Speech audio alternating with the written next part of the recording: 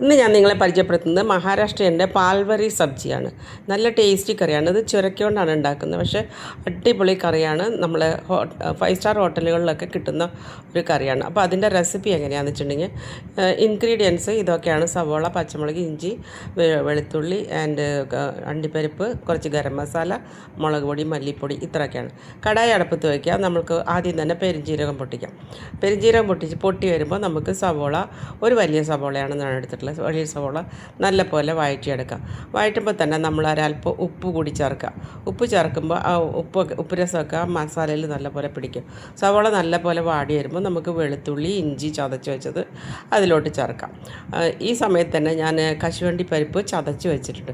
ഒരു 10 കശുവണ്ടി പരിപ്പാണ് എടുത്തിട്ടുള്ളത്. കശുവണ്ടി പരിപ്പിന് പകരം നമുക്ക് വേണമെങ്കിൽ കപ്പലണ്ടി 2 വലിയ സ്പൂൺ കപ്പലണ്ടി എടുക്കുക, പച്ച കപ്പലണ്ടി. എന്നിട്ട് ഇതെല്ലാം ഇളക്കി യോജിപ്പിച്ച്, കശുവണ്ടി പരിപ്പ് ലാസ്റ്റാണ് ചേർക്കുക കേട്ടോ.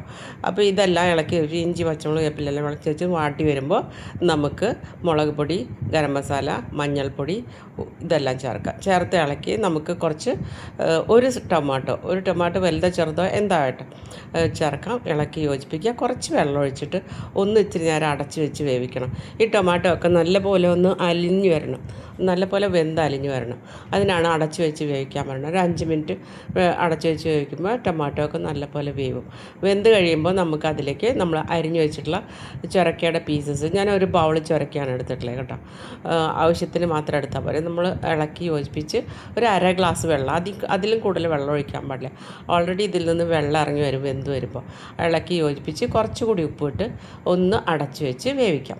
അടച്ച് വെച്ച് ഇടയ്ക്ക് ഒന്ന് ഇളക്കി കൊടുക്കണം, അടിയിലെ കഷ്ണങ്ങൾ വേവാനായിട്ട്.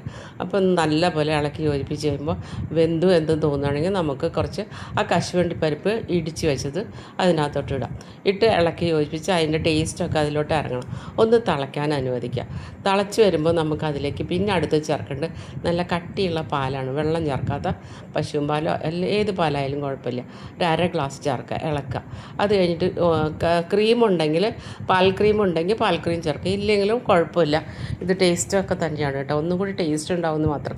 ക്രീം ചേർക്കുമ്പോൾ നല്ലപോലെ തിളയ്ക്കാൻ അനുവദിക്കുക. തിളച്ച് കഴിഞ്ഞാൽ നമുക്കിതിനകത്ത് ബാക്കി മല്ലിയില ആൻഡ് ജീരകം തിരുമിയത് കൂടി ഇതിനകത്തോട്ട് ഇടാം. അത് കഴിയുമ്പോൾ നമ്മളുടെ കറി റെഡി ആയിരിക്കുകയാണ്. നമുക്ക് ചപ്പാത്തിയുടെ കൂടെയോ പൂരിയുടെ കൂടെയോ എങ്ങനെയാണെങ്കിലും സെർവ് ചെയ്യാം. നല്ല ടേസ്റ്റാണ്. 5 സ്റ്റാർ ഹോട്ടലിലെ അതേ കറിയുടെ ടേസ്റ്റാണ്. എല്ലാവരും ഒന്ന് ട്രൈ ചെയ്യണം കേട്ടോ.